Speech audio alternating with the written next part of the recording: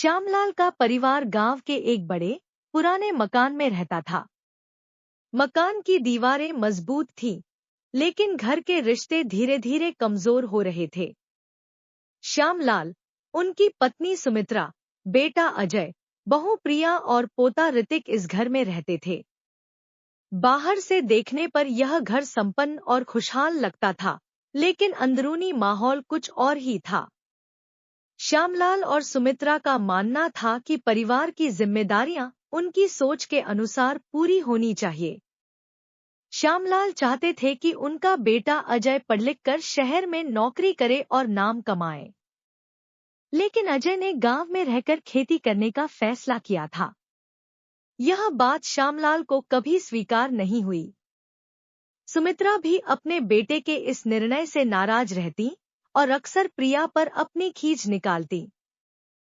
प्रिया, जो एक पढ़ी लिखी और समझदार लड़की थी, इस घर में खुद को फिट करने की पूरी कोशिश करती थी। उसने गांव के रीति रिवाजों को अपनाया, घर के कामों में सास की मदद की, लेकिन उसे कभी सच्चा अपनापन महसूस नहीं हुआ। प्रिया को हर रोज सुमित्रा की कड़वी बातें सुननी पड़ती। तुम्हें गांव के कामकाज का कुछ नहीं पता। ऐसी बहू क्यों लाई, जिसने हमारे घर के संस्कार नहीं सीखे। प्रिया चुपचाप सब सुन लेती। वह जानती थी कि अगर उसने जवाब दिया तो घर में झगड़ा और बढ़ जाएगा। अजय अपनी पत्नी का समर्थन करता, लेकिन वह भी अपने माता पिता के सामने पूरी तरह खड़ा नहीं हो पाता। वह हमेशा कहता, माँ, प्रिया बहुत मेहनती है, उसे थोड़ा समय दीजिए। लेकिन सुमित्रा की शिकायतें खत्म नहीं होती। इस घर में अगर किसी ने प्रिया को बिना शर्त प्यार किया, तो वह था ऋतिक। ऋतिक केवल 5 साल का था, लेकिन उसकी मासूमियत ने प्रिया को इस घर में रहने की ताकत दी। अक्सर अपनी माँ के पास आकर कहता, मम्मी, जब आप रोती हो तो मुझे अच्छा नहीं लगता। मैं दादी से कहूंगा कि वह आपको डांटे नहीं। प्रिया हंसकर कहती, नहीं बेटा, दादी मुझसे प्यार करती है, बस वह थोड़ा गुस्से वाली है। ऋतिक की यही बातें प्रिया के लिए सांत्वना बन जाती। वह अपने बेटे के लिए सब कुछ सहन करती। श्यामलाल को लगता था कि उनका बेटा उनकी इच्छाओं को नजरअंदाज कर रहा है। वह अपनी बहन सरला के पास जाकर कहते, अजय ने मेरी सारी उम्मीदों पर पानी फेर दिया। मैंने सोचा था कि वह शहर में नाम कमाएगा, लेकिन उसने खेती को अपना लिया। सरला समझदार थी। उसने कहा, भाई, परिवार को जोड़ने के लिए सपनों को नहीं, प्यार और विश्वास को जगह दो। रिश्तों में कड़वाहट से कुछ नहीं मिलेगा। लेकिन श्यामलाल के लिए अपने अहम को छोड़ना आसान नहीं था। एक दिन अजय ने सबको इकट्ठा किया और कहा, पिताजी, माँ, मैं चाहता हूँ कि हमारे घर में प्यार और अपनापन हो। मुझे लगता है कि हम सब एक दूसरे से दूर हो रहे हैं। सुमित्रा ने झुंझलाते हुए कहा, तुम्हारी बहू ने यह सब सिखाया होगा। तुम्हारे पिता और मैंने हमेशा तुम्हारे भले के लिए सोचा है। प्रिया ने धीमे स्वर में कहा, माँ, मैं किसी को बदलना नहीं चाहती।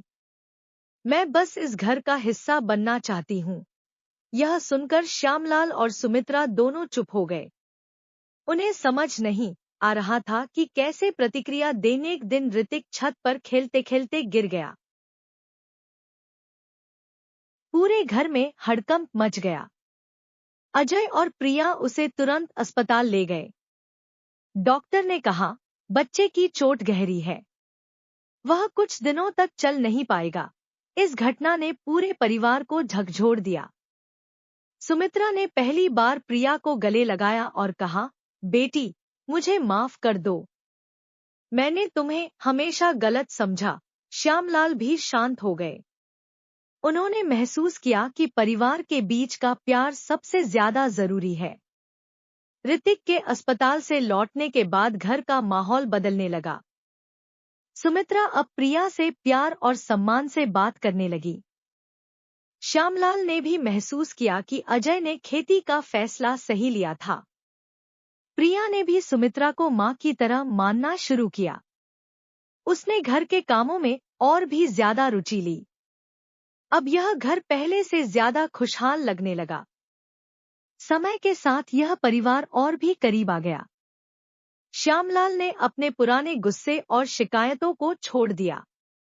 उन्होंने सीखा कि परिवार को जोड़े रखने के लिए सपनों से ज्यादा रिश्तों की अहमियत होती है। प्रिया, जो एक समय पर खुद को इस घर में अजनबी महसूस करती थी, अब इस परिवार का दिल बन गई थी।